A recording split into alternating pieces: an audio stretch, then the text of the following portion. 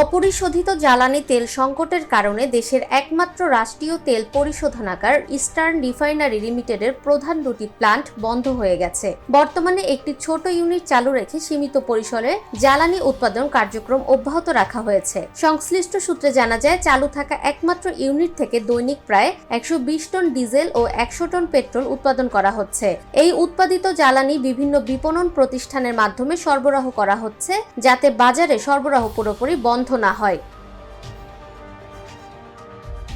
URL কর্তৃপক্ষ জানিয়েছে, মধ্যপ্রাচ্যে চলমান সংঘাতের প্রভাবে এই সংকট তৈরি হয়েছে। গত 18 ফেব্রুয়ারির পর থেকে চট্টগ্রামে আর কোনো ক্রুড অয়েলের চালান পৌঁছায়নি। ফলে মার্চের মাঝামাঝি সময় থেকেই কাঁচামাল সংকটে পড়ে পরিশোধনাগারের সব প্লান্ট কম সক্ষমতায় পরিচালিত হচ্ছে। পরিস্থিতি আরও জটিল হয়ে ওঠে যখন মজুদ ক্রুড অয়েল ডেড স্টক পর্যায়ে নেমে আসে। সাধারণত ট্যাঙ্কের তলানির প্রায় 1.5 মিটার পরিমাণ জ্বালানি ডেড স্টক হিসেবে বিবেচিত হয়, যা নিরাপত্তা ও প্রযুক্তিগত কারণে পুরোপুরি ব্যবহার করা যায় না। গত রোববার বিকালে মজুদ সেই সীমায় পৌঁছে যায়। এরপরও একদিন প্লান্ট চালু রাখা হলেও শেষ পর্যন্ত মঙ্গলবার দুপুর থেকে প্রধান দুটি বড় ইউনিট বন্ধ ঘোষণা করা হয়। বর্তমানে ইউআরএল এর মজুদ ক্রুড অয়েলের পরিমাণ প্রায় 1 মিটারের কাছাকাছি অবস্থানে রয়েছে, যা দিয়ে সীমিত উৎপাদন চালিয়ে যাওয়া হচ্ছে।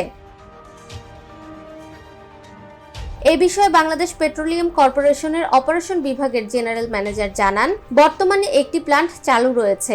এটি থেকে প্রতিদিন প্রায় 100 টন পেট্রোল ও 120 টন ডিজেল সরবরাহ করা হচ্ছে। তিনি আরও জানান, বিদ্যমান মজুদ দিয়ে আরও প্রায় 15 দিন এই প্লান্ট চালু রাখা সম্ভব হবে। এর মধ্যে আগামী 5ই মে একটি নতুন ক্রুড অয়েলের চালান দেশে পৌঁছানোর কথা রয়েছে। সেই চালান পৌঁছালে পুনরায় পূর্ণ সক্ষমতায় সব প্লান্ট চালু করা হবে বলে আশা করা হচ্ছে। এদিকে জ্বালানি খাতে এমন পরিস্থিতি দেশের সামগ্রিক অর্থনীতি ও সরবরাহ ব্যবস্থায় প্রভাব ফেলতে পারে বলে আশঙ্কা করছেন সংশ্লিষ্টরা।